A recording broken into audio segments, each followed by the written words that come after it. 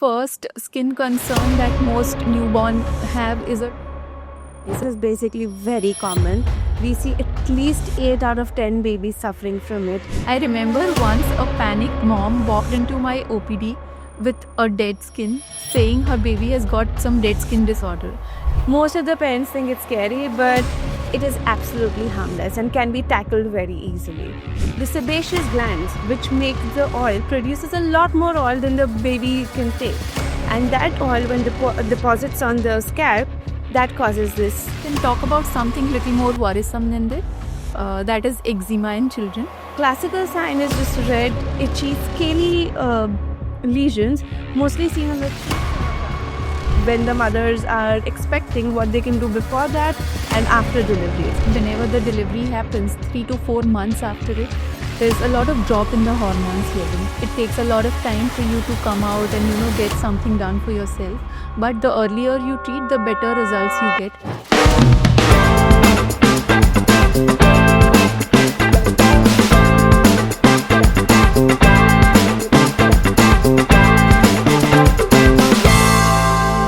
Hello everyone, welcome to Skin Deep Conversation. I am Dr. Namrata Shukla, founder of Twaf Clinic, and today I have with me somebody very special, a brilliant pediatrician, Dr. Rushita Gupta, the heart of Nurture Children's Clinic. Welcome, Dr. Rushita. Hi, Dr. Namrata. Thank you so much for having me here. So I've prepared so much. So when we talk about skin health, we often talk about only acne or anti-aging, but the journey begins much earlier, right from when you're born, right? So I would say let's dive into those topics first, and then we'll try and cover skincare for mothers and even skincare for teenage. Absolutely. One of the very first skin concern that most newborn have is a diaper dermatitis, I believe. So let's dive deep into it. So, diaper dermatitis is basically very common. We see at least 8 out of 10 babies suffering from it. And the most interesting part is, I will not say interesting, but the most concerning part is that you can see it right from the first week of birth. So it is that common. Yeah. Diaper dermatitis, it's kind of the most dreaded word in the new mom's vocabulary.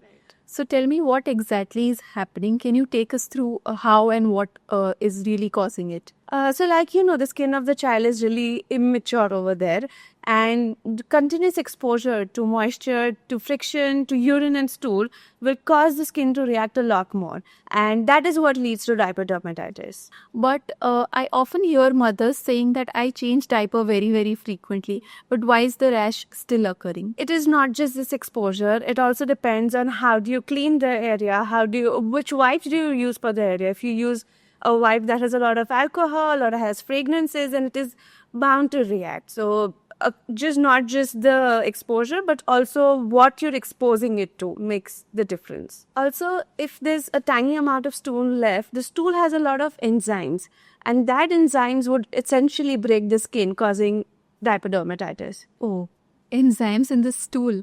Never thought of that. Yes, there are a lot of stool enzymes, and that is why it is advised to wipe the area, dab it, and leave it dry for some time before you put on the new diaper. And what's your take on barrier creams? Barrier creams are a savior. You should always use it, and look for the label and look for zinc oxide in it. The higher the content, the better it is, but it's not necessary to use the higher content one every time. I've seen some of the very, very stubborn and nasty rash, which they do not resort to normal line of management. Any take on those? So when your baby has very stubborn rash, it could be a fungal infection, and that is when you need to visit your doctor. Correct. So next time, if your baby is suffering from a rash, which seems like not resorting to any treatment, go see your pediatrician or your dermat.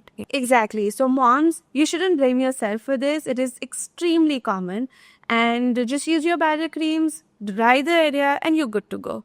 Diaper rash can be the first skin scare, but it's definitely not the last. I remember once a panicked mom walked into my OPD with a dead skin, saying her baby has got some dead skin disorder. Turns out it was a cradle cap. Yeah. So what's your take on that? So cradle cap is something very basic, and it is just like baby dandruff.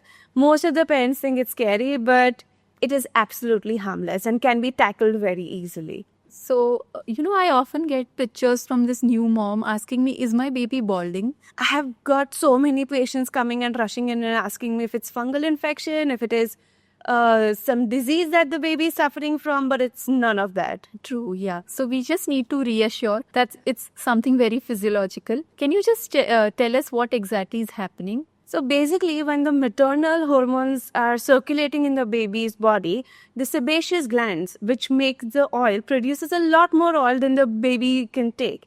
And that oil, when deposits on the scalp, that causes this cradle cap. Right. And the biggest concern that mothers have most of the time is they think it's either itchy or it's making their baby uncomfortable. I think that's the best. It is non-itchy, and if your baby is crying because of that, it is most likely something else and not the baby dandruff.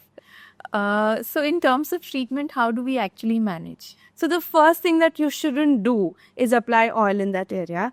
Rather, just use a mild baby shampoo so that the flakes loosen up, and then scrape it off. Like use a soft brush with soft bristles and then just comb their hair, but don't use oil. So, Dr. Rushida, we've covered cradle cap and diaper rash. Now, let's shift our gears a little bit and talk about something little more worrisome than that. That is eczema in children. So, what's your take on that? When you see a classic red patch on the child?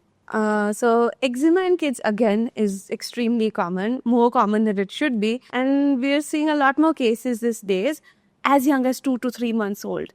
And the classical sign is just red, itchy, scaly lesions, mostly seen on the cheeks or on the arms. Right. So that angry looking skin. Exactly. And a lot of times it is confused with allergies. What is your take on that? Yeah, exactly. It is not allergy. Basically, we need to understand it is because of weak skin barrier, right? And also triggered by various, environmental factors, dry weather, and sometimes even allergens. But not always. It can be something called as intrinsic eczema or endogenous eczema, wherein the immunity itself is playing a role in causing that eczema. So when it comes to skin barrier, repairing and restoring the skin barrier is very, very important. So liberally applying moisturizers, avoiding the triggers, using humidifiers when the weather is very dry. All of that certain small facts make a lot of difference in treating your eczema. Dr. Rushita, do you want to add on to any of those? So the only thing I would like to add over here is that if your child is suffering from eczema, then it is recommended that you give them twice a day daily bath with lukewarm water and apply a generous layer of moisturizer post that. Yeah, I really like the approach of restoring the barrier and liberally, gently moisturizing. That goes a long way. Absolutely. That is the goal, to rebuild the skin and soothe it and also defend the natural skin barrier. Yes. Okay, let's do something exciting now. I'll throw a few sentences at you. You tell me either they are myths or they work like magic. Okay. First one, apply talcum powder with every diaper change. No, absolutely not. That's a myth. The talcum powder has a lot of small particles which can be inhaled by the baby, and that will cause an allergic reaction in the lungs. So, absolutely. So, the second one, coconut oil as a cure for cradle cap. Absolutely not. Like I said, don't use any oils. Just use a mild shampoo and you're good to go. Okay, so letting the baby air out without a diaper can prevent rash. It is magic because air drying will help in tackling moisture, and that will lead to less diaper dermatitis. Fourth one, cradle cap is because of poor hygiene. No, that's a myth. Cradle cap is basically has nothing to do with hygiene. In fact, it has a lot to do with reactive skin. Okay, and breast milk as a cure for diaper rash. Yes. It is surprising, but yes, it has a lot of fats and a lot of antibodies, and that will help in curing your diaper rash. So the next one, baby wipes with fragrances are safe to use for long term. Myth? Absolutely a myth. You shouldn't use even for a day. Okay. Washing cloth diapers with harsh detergents causes rash. True. Okay. So detergents can cause. It can. If they're harsh on your baby skin, they will need to rashes. Right. Next one, eczema is always caused by an allergy. It's a myth. Moisturize your baby's skin at least 2 to 3 times a day. Normally 2 times a day is the recommendation, but if your baby is suffering from eczema, 2, 3, 4 times n number of times you can do it. Okay. And last one, babies with eczema should avoid bathing. That is a myth. That is a myth. Okay. So, Dr. Rushita, we've talked so much about babies' skincare. Now, let's talk about mother skincare, the real superheroes behind them.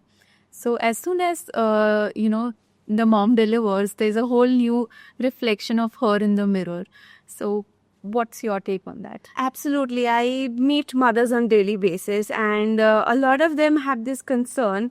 I mean, just imagine you have a new baby for yourself, and that is your center of universe now. So mothers most of the time forget to take care of themselves.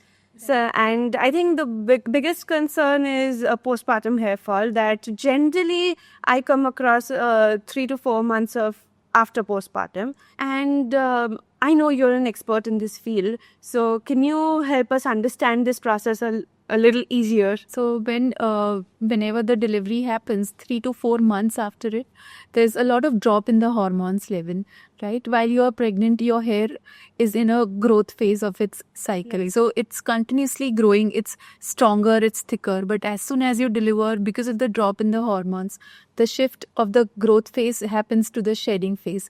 And that's when you lose all the hair. But don't panic.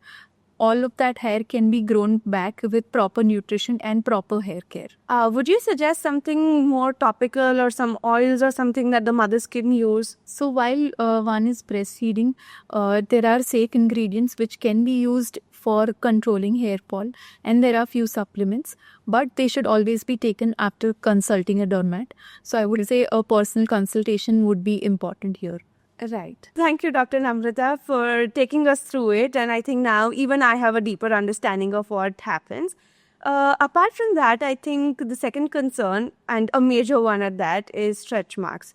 So can you tell us what we can do when when the mothers are expecting, what they can do before that and after delivery? So stretch marks can definitely be improved with good skincare and definitely some procedural treatment later on. So while you are expecting, especially starting from your second trimester, when you start putting on weight, try to moisturize your skin really well. Look for ingredients like hyaluronic acid, Centellina asiatica, and give yourself a good tummy massage every single day. Consistency is the key. And once you deliver, when you have stretch marks, when they are initially say red in color, and then they gradually turn into white, right, that's when the treatment should be sought, and that's when you get the best results. So initially when you've just delivered, I know it takes a lot of time for you to come out and get something done for yourself, but the earlier you treat, the better results you get. There are n number of treatments like lasers, microneedling, which can be done to address the stretch marks. And I'm assuming all of these are safe while the mother is lactating. Yes, definitely. One more issue that we would like to address would be hyperpigmentation postpartum or just during pregnancy. So because of the shift in the hormones, women skin turns very sensitive to sunlight, right? So sun protection is number one factor when it comes to hyperpigmentation. We don't want to worsen it, so using a sunblock is important. And of course, skin brightening agents which are safe during lactation and pregnancy, like vitamin C, niacinamide, all of that can be used to treat the hyperpigmentation. Okay. And the last question.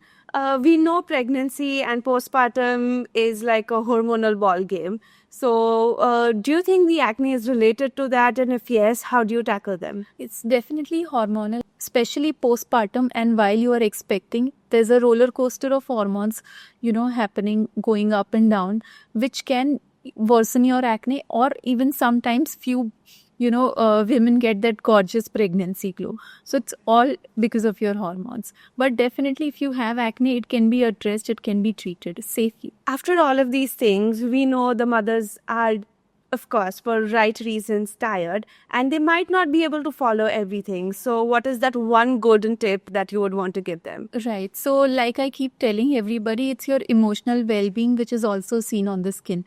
So stay happy and you'll glow. That's the perfect advice you could give anyone. Thank you so much for that. Okay, so Dr. Namrata, you asked me a lot of questions in the last segment, so it is my time to ask you questions. Again, the rules of the game remain the same, and you got to say magic or myth, depending on what is correct or not. Let's go. Okay, so you can't use any skincare while breastfeeding. That's a myth. There are ingredients which are safer during breastfeeding. So definitely you can do your skincare while you are lactate. Okay, perfect. So, second question, postpartum hair fall is permanent? No, that's not true. It often resolves within 3 to 6 months. But if it doesn't, then please do consult your dermat. Okay. Stretch marks disappear with creams alone? So they don't.